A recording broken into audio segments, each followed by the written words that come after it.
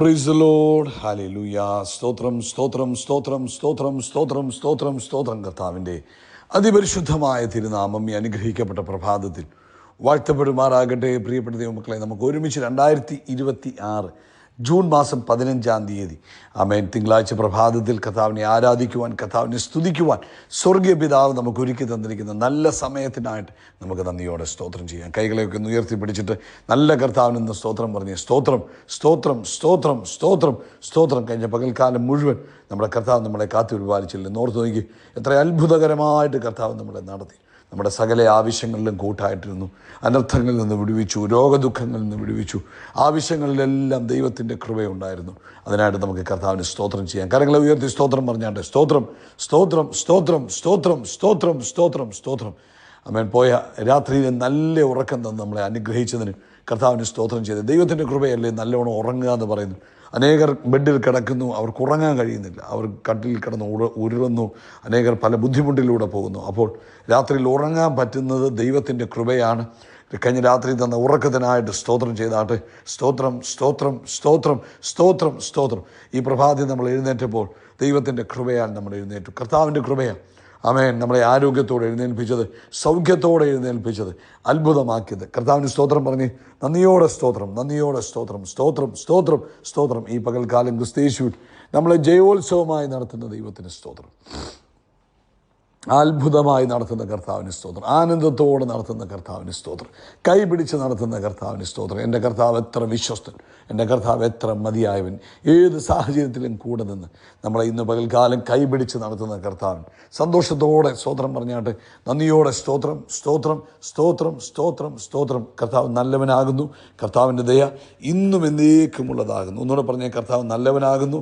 കർത്താവിൻ്റെ ദയ ഇന്നും എന്നേക്കുമുള്ളതാകുന്നു. ആമേൻ ആമേൻ. ഹല്ലേലൂയ.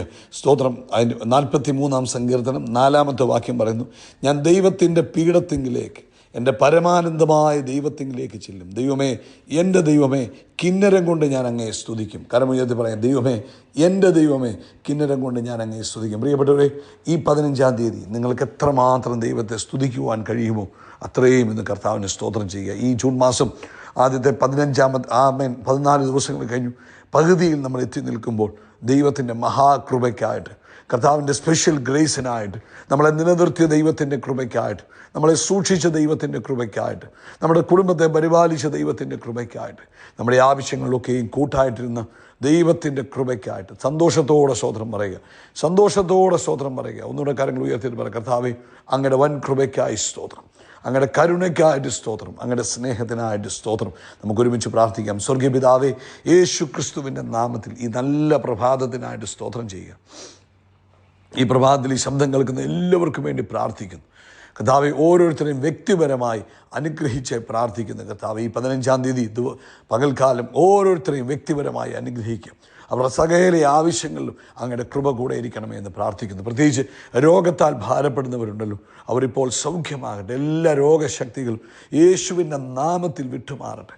ആമേൻ. ഉറക്കം വരാതെ ബുദ്ധിമുട്ട് അനുഭവിക്കുന്നവർ, രാത്രിയിൽ ഉറങ്ങാൻ കഴിയാതെ ഭാരപ്പെടുന്നവർ, ആമേൻ. കർത്താവെ, ഇന്ന് ഈ പ്രഭാതം ഞങ്ങൾ പ്രാർത്ഥിക്കുന്നു.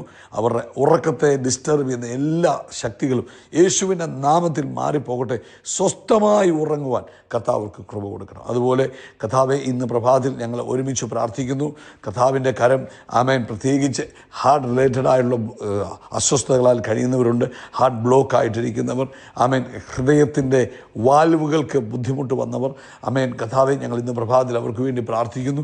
യേശുവിൻ്റെ നാമത്തിൽ ഹൃദയ സംബന്ധമായ സകല രോഗങ്ങളുടെ മേൽ ദൈവികമായ ഒരു അത്ഭുതത്തെ ചോദിക്കുന്നു.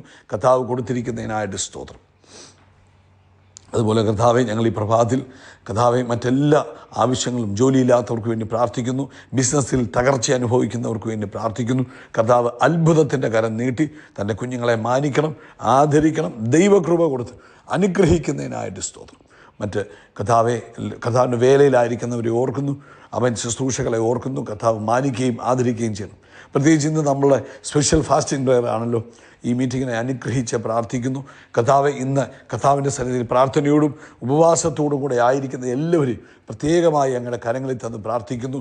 കർത്താവ് അവരുടെ മേൽ ആത്മാവിൻ്റെ മഴയെ പെയ്ച്ചിറക്കണം. പ്രത്യേക കൃപ അവരുടെ മേൽ അരുളണം. സ്പെഷ്യൽ ഗ്രേസ് യേശുവിൻ്റെ നാമത്തിൽ തൻ്റെ കുഞ്ഞുങ്ങളുടെ മേൽ വ്യാപരിക്കുന്നതിനായിട്ട് സ്തോത്രം. കർത്താവ് അത്ഭുതങ്ങളെ ചെയ്തിരിക്കുന്നതിന് നന്ദി പറയുന്നു. സകല മഹത്വവും പുകഴ്ച അപ്പയ്ക്ക് യേശുവിൻ്റെ നാമത്തിൽ തന്നെ. ആമേൻ, ആമേൻ, ആമേൻ. കർത്താവ് നിങ്ങളെ ധാരാളമായിട്ട് അനുഗ്രഹിക്കട്ടെ. ദൈവിക കൃപയും ദൈവിക സമാധാനവും നിങ്ങളുടെ ജീവിതത്തിൽ നിറഞ്ഞു കവിയുമാറാകട്ടെ. കർത്താവ് ഓരോ ദിവസവും നിങ്ങളെ കൈപിടിച്ച് നടത്തുമാറാകട്ടെ എന്ന് പ്രത്യേകം പ്രാർത്ഥിക്കുന്നു. ഇന്നത്തെ നമ്മുടെ പ്രാർത്ഥനയിലും ഉപവാസത്തിലും എല്ലാവരും പങ്കാളികളാകുക. ജൂൺ മാസം 15-ാം തീയതി ആണല്ലോ ഈ ദിവസം. ആമേൻ. സ്പെഷ്യൽ ഗ്രേസിൻ്റെ മാസമാണ്.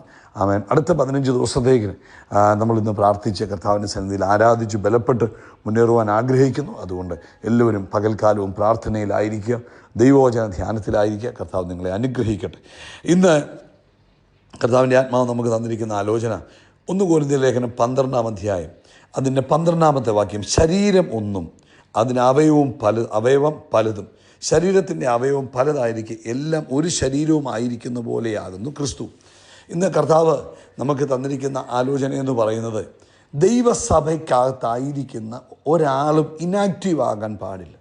യേശുവിൻ്റെ രക്തത്താൽ വിലയ്ക്ക് മേടിക്കപ്പെട്ടിരിക്കുന്ന എല്ലാവരും തന്നെ ദൈവത്തിൻ്റെ സഭയിലായിരിക്കുമ്പോൾ ക്രിസ്തുവാകുന്ന ശരീരത്തിൻ്റെ ഭാഗം. നമ്മളെ സഭയെ ഒരു ശരീരമായിട്ട് കണ്ടാൽ ക്രിസ്തു ആകുന്നു. ക്രിസ്തുവിൻ്റെ അവയവങ്ങളാണ് ഞാനും നിങ്ങൾ ഓരോരുത്തരും.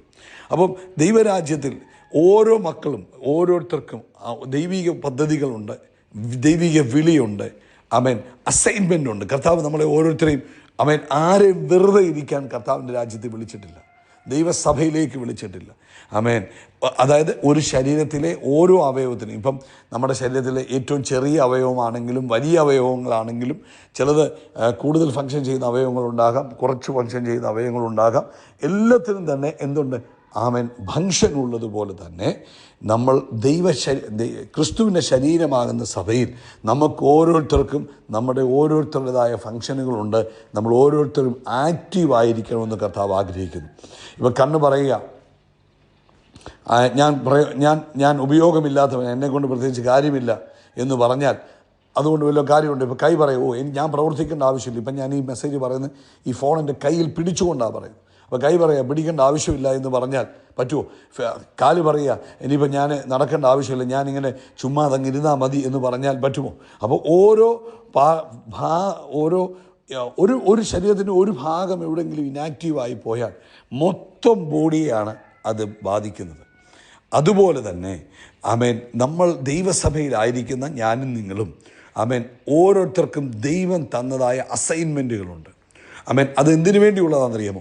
ദൈവരാജ്യത്തിൻ്റെ അഡ്വാൻസ്മെൻറ്റിന് വേണ്ടി, വളർച്ചയ്ക്ക് വേണ്ടിയും ക്രിസ്തുവിൻ്റെ ശരീരമാകുന്ന സഭയുടെ ശാക്തീകരണത്തിന് വേണ്ടിയുമാണ് നമ്മൾ ഓരോരുത്തരെയും കർത്താവ് ദൈവസഭയിലാക്കി വെച്ചിരിക്കുന്നത്, തിരഞ്ഞെടുത്തിരിക്കുന്നത്.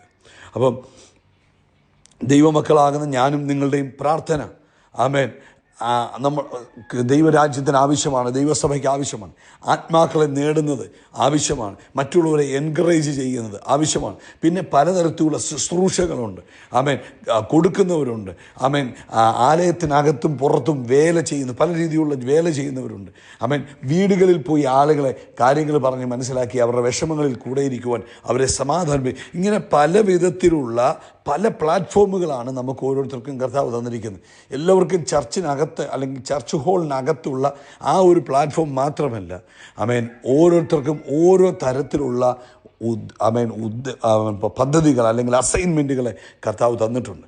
അതുകൊണ്ട് കർത്താവ് നമ്മളെ ഓർപ്പിക്കുകയാണ്, പ്രിയപ്പെട്ടവരെ, ഇന്നത്തെ പ്രഭാതത്തിൽ നമ്മൾ കർത്താവിനോട് ചോദിക്കണം, കർത്താവേ, ഞാൻ അങ്ങയുടെ മകനാകുന്നു, അങ്ങയുടെ ശരീരത്തിൻ്റെ ഭാഗമാകുന്നു. എന്നെക്കുറിച്ച് അങ്ങ് ഉദ്ദേശിച്ചിരിക്കുന്ന അല്ലെങ്കിൽ എന്നെ വിളിച്ചിരിക്കുന്ന പ്ലാൻ എന്ത്? ഞാൻ ഏത് രീതിയിലാണ് ദൈവരാജ്യത്തിൽ വർക്ക് ചെയ്യേണ്ടത്? എന്താണ് എന്നെക്കുറിച്ചുള്ള ഉദ്ദേശം എന്ന് നമ്മൾ ചോദിക്കുമ്പോൾ മാത്രമേ നമുക്കത് മനസ്സിലാകുവാനും നമുക്ക് ആക്റ്റീവ് ആകുവാനും കഴിയുള്ളൂ. എങ്കിൽ മാത്രമേ ആ ആക്റ്റീവ് പാർട്ടിസിപ്പേഷൻ നമ്മുടെ ഭാഗത്തുനിന്നുണ്ടെങ്കിൽ ആ ദൈവിക അനുഗ്രഹത്തിൻ്റെ പൂർത്തീകരണം നമ്മുടെ ജീവിതത്തിൽ വരുള്ളൂ. ഒരു പഴയ നിയമ ഉദാഹരണം നോക്കിയാൽ നെഹമ്യാവ് എന്ന് പറയുന്ന ഒരു ദൈവദാസനെ നമുക്കറിയാം. അദ്ദേഹം മതിൽ പണിയുക. ആ മതിൽ പണിയുന്നതിനകത്ത് എന്താ സംഭവിച്ചത്? താൻ തനിച്ചല്ല മതിൽ പണിഞ്ഞത്. അവിടെ പുരോഹിതന്മാരുണ്ടായിരുന്നു, ഗോൾഡ് സ്മിത്തുമാരുണ്ടായിരുന്നു, കൽപ്പണി ചെയ്യുന്നവരുണ്ടായിരുന്നു, കാര്യങ്ങൾ നോക്കി നടക്കുന്നവരുണ്ടായിരുന്നു. എല്ലാവരും അവിടെ ആ കൂട്ടത്തിലുള്ള എല്ലാവരും തന്നെ എന്ത് ചെയ്തു? അതിൻ്റെ ഭാഗമായി തീർന്നു. എല്ലാവരും പാർട്ടിസിപ്പേറ്റ് ചെയ്തു. അതുകൊണ്ട് എന്തു 52 ദിവസം കൊണ്ട് ഇതിൻ്റെ പണി പൂർത്തീകരിക്കുവാൻ കഴിഞ്ഞു. ആമേൻ, ഹല്ലേലൂയ. അതുപോലെ തന്നെയാണ് പ്രിയപ്പെട്ടവരെ, ഇന്ന് പരിശുദ്ധാത്മാവ് നമ്മളെ ഓർപ്പിക്കുക, ഇന്ന് ഈ സന്ദേശം കേൾക്കുന്ന രക്തത്താൽ വിലയ്ക്ക് മേടിക്കപ്പെട്ടിരിക്കുന്ന ഓരോ കുഞ്ഞുങ്ങളും ദൈവസഭയ്ക്കകത്ത് പാർട്ടിസിപ്പേറ്റ് ചെയ്യണം. ആമേൻ, നമ്മളെ ശരീരത്തിലെ ഒരു അവയവമാണെന്നുള്ള ബോധ്യത്തിൽ ആമേൻ മനസ്സിലാക്കി കർത്താവിനോട് ചോദിക്കണം, കർത്താവേ ഞാൻ എന്താണ് ചെയ്യേണ്ടത് എന്ന് ചോദിക്കുക. ആമേൻ, ദൈവരാജ്യത്തിന് വേണ്ടി, ദൈവരാജ്യത്തിൻ്റെ വളർച്ചയ്ക്ക് വേണ്ടി, സഭയ്ക്ക് വേണ്ടി റെഗുലർലി പ്രാർത്ഥിക്കുക. ഹല്ലേലൂയ. അതുപോലെ തന്നെ നിങ്ങൾ ഇപ്പോൾ ഇത് കേൾക്കുന്നവർ ലോകത്തിൻ്റെ പലയിടത്തു നിന്നാണ് കേൾക്കുന്നത്. നിങ്ങളായിരിക്കുന്ന ദൈവസഭയിലെ ഓരോ കാര്യങ്ങളിലും നിങ്ങൾ ആക്റ്റീവായി പങ്കാളികളാകണം. കർത്താവ് നിങ്ങൾക്ക് തന്നിരിക്കുന്ന കഴിവുകളുണ്ട്. ഓരോരുത്തർക്കും ഓരോ കഴിവുകൾ. ചിലർക്ക് പ്രസംഗിക്കാനായിരിക്കാം, ചിലർക്ക് രോഗികളെ സൗഖ്യമാക്കാനായിരിക്കും, ചിലർക്ക് ആഹാരം കൊടുക്കാനായിരിക്കാം, ചിലർക്ക് ആമേൻ വരുന്നവരെ സ്വീകരിക്കുവാനുള്ള കഴിവായിരിക്കാം കൊടുത്തിരിക്കുന്നത്, ചിലർക്ക് പേഴ്സണലായിട്ട് ഇവാഞ്ചലിസം ചെയ്യുവാനുള്ള അല്ലെങ്കിൽ സുവിശേഷം പറയാനുള്ള കഴിവായിരിക്കാം, ചിലർക്ക് ആശ്വസിപ്പിക്കാനുള്ള കഴിവായിരിക്കാം. ഓരോരുത്തർക്കും ഓരോ തരത്തിലുള്ള കഴിവുകളെ ദൈവം തന്നിട്ടുണ്ട്. ആരെ കഴിവില്ലാത്തവരായി ആരെയും തന്നിട്ടില്ല. അപ്പോൾ നമ്മൾ എന്ത് ചെയ്യണം? ആ കഴിവുകളെ നമ്മൾ ഉപയോഗിക്കണം. ആമേൻ, അതാണ് കർത്താവ് നമ്മളെക്കുറിച്ച് ആഗ്രഹിക്കുന്നത്. ആമേൻ, ഇന്ന് ഈ സന്ദേശം നിങ്ങൾ കേൾക്കുമ്പോൾ ഹല്ലേലൂയ, സ്തോത്രം. നിങ്ങൾ ഓർത്തോണം, നിങ്ങൾ കർത്താവിൻ്റെ രാജ്യത്തിൽ ദൈവസഭയിൽ ആക്റ്റീവായി ആമേൻ മുന്നേറുന്നവരാണെങ്കിൽ നിങ്ങളുടെ ജീവിതത്തിൽ ആത്മീക വളർച്ചയുണ്ടാകും. ആമേൻ, ആ ദൈവിക പർപ്പസിനെ നിങ്ങൾക്ക് തിരിച്ചറിഞ്ഞ് മുന്നേറുമ്പോൾ ആ സ്വർഗീയമായ അവകാശങ്ങളും നിത്യമായ റിവാർഡ്, പ്രതിഫലവും നിങ്ങൾക്ക് പ്രാപിക്കാൻ കഴിയും. ഹല്ലേലൂയ. ആ ഒരു ദൈവ പൈതലിനെയും വെറുതെ സഭയിൽ വന്ന് കൈയടിച്ച് പാട്ടും പാടി പ്രാർത്ഥിച്ചു പോകാനായിട്ട് കർത്താവ് വിളിച്ചിട്ടില്ല. എല്ലാവരെയും വിളിച്ചതിൻ്റെ പിൻപിൽ ഒരു ദൈവിക ഉദ്ദേശമുണ്ട്. ആ ദൈവിക ഉദ്ദേശപ്രകാരം ജീവിക്കുക, അത് തിരിച്ചറിഞ്ഞ് അതിനെ മനസ്സിലാക്കി അത് റെക്കഗ്നൈസ് ചെയ്ത് ഈ 15-ാം തീയതി മുതൽ ഒരു പുതിയ തീരുമാനത്തോടെ ഞാൻ ദൈവരാജ്യത്തിൽ പ്രയോജനപ്പെടും, കർത്താവിൻ്റെ സഭയ്ക്ക് ഞാൻ അനുഗ്രഹമായിരിക്കും എന്ന ഒരു ഡിസിഷൻ എടുത്ത് നിങ്ങൾ മുന്നേറിയാൽ പ്രിയപ്പെട്ടവരെ, നിങ്ങളുടെ ജീവിതം ഏറ്റവും അനുഗ്രഹമാകും. അത് നിങ്ങൾക്ക് മാത്രമല്ല, നിങ്ങളുടെ വരും തലമുറയ്ക്കും അത് അനുഗ്രഹമാകും. അതവർക്ക് മാതൃകയായിത്തീരും. അവർക്ക് അതും അത് അവരുടെ ജീവിതത്തിലും നന്മയ്ക്ക് കാരണമാകും. ഹല്ലേലൂയ. കരങ്ങളെ ഉയർത്തി പറ, യേശുക്രിസ്തുവിന്റെ നാമത്തിൽ ഞാൻ ഒരു പ്രവർത്തനരഹിതമായിരിക്കാൻ ഇനി ആഗ്രഹിക്കുന്നില്ല. യേശുവിൻ്റെ നാമത്തിൽ ഞാൻ ദൈവസഭയിൽ ആക്റ്റീവായിരിക്കും. ഹല്ലേലൂയ. സ്തോത്രം, സ്തോത്രം, സ്തോത്രം. ദൈവകരങ്ങളിൽ ഒരു ഇണങ്ങിയ ആയുധമായിരിക്കും ഞാൻ. ആമേൻ, അങ്ങനെക്ക് തന്നിരിക്കുന്ന ആമേൻ കൃപകളെ, ആമേൻ സമയങ്ങൾ, ആമേൻ അങ്ങനെക്ക് തന്നിരിക്കുന്ന റിസോഴ്സുകൾ, എബിലിറ്റീസ് എല്ലാം ഞാൻ അങ്ങയുടെ രാജ്യത്തിന് വേണ്ടി ഉപയോഗിക്കും. കർത്താവെ, ഞാൻ ഈ ജനത്തെ അനുഗ്രഹിച്ചു പ്രാർത്ഥിക്കുന്നു. ഇന്ന് ഈ കേട്ട കുഞ്ഞുങ്ങളുടെ ജീവിതത്തിൽ കർത്താവിൻ്റെ രാജ്യത്തിന് വേണ്ടി പ്രവർത്തിക്കുവാൻ, സഭയ്ക്ക് വേണ്ടി ആക്റ്റീവായി നിൽക്കുവാൻ കർത്താവിനെ സഹായിക്കണമേ. ഒരു ശരീരത്തിലെ അവയവം എന്ന പോലെ തിരിച്ചറിഞ്ഞ് നിൽക്കുവാൻ കർത്താവ് സഹായിക്കുന്നതിനായി സ്തോത്രം, യേശുവിൻ്റെ നാമത്തിൽ തന്നെ. ആമേൻ, ആമേൻ, ആമേൻ. കർത്താവ് നിങ്ങളെ ധാരാളമായിട്ട് അനുഗ്രഹിക്കട്ടെ. ആമേൻ. ഇന്നു മുതൽ ആമേൻ ദൈവരാജ്യത്തിന്, ദൈവസഭയ്ക്കും നിങ്ങൾ പ്രയോജനമുള്ളവരായി തീരുക. വെറുതെ സഭായോഗം കൂടുന്നവരും ആരാധനയ്ക്ക് പോകുന്നവരും അല്ല. കർത്താവെ, ഞാനൊരു ആക്റ്റീവ് പാർട്ടിസിപ്പൻ്റായി തീരട്ടെ എന്ന് പ്രാർത്ഥിച്ചുകൊണ്ട് തുടങ്ങുക. ദൈവം നിങ്ങളെ അനുഗ്രഹിക്കട്ടെ. ആമേൻ. കരങ്ങൾ ഉയർത്തി പറ, കർത്താവിൻ്റെ തലയെ എണ്ണ കൊണ്ട് അഭിഷേകം ചെയ്യും, എൻ്റെ പാനപാത്രം നിറഞ്ഞു കവിയും, നന്മയും കരുണയും എൻ്റെ ആയുഷ്കാലമൊക്കെയും എന്നെ പിന്തുടരും. ആമേൻ. ഞങ്ങൾ ആകാശത്തിലെ നക്ഷത്രങ്ങൾ പോലെ, കടൽക്കരയിലെ മണൽത്തരി പോലെ അത്യന്തം വർദ്ധിച്ച് പെരുകും. We are blessed, we are really blessed, we are permanently blessed and highly favoured. God bless you, God bless you, God bless U.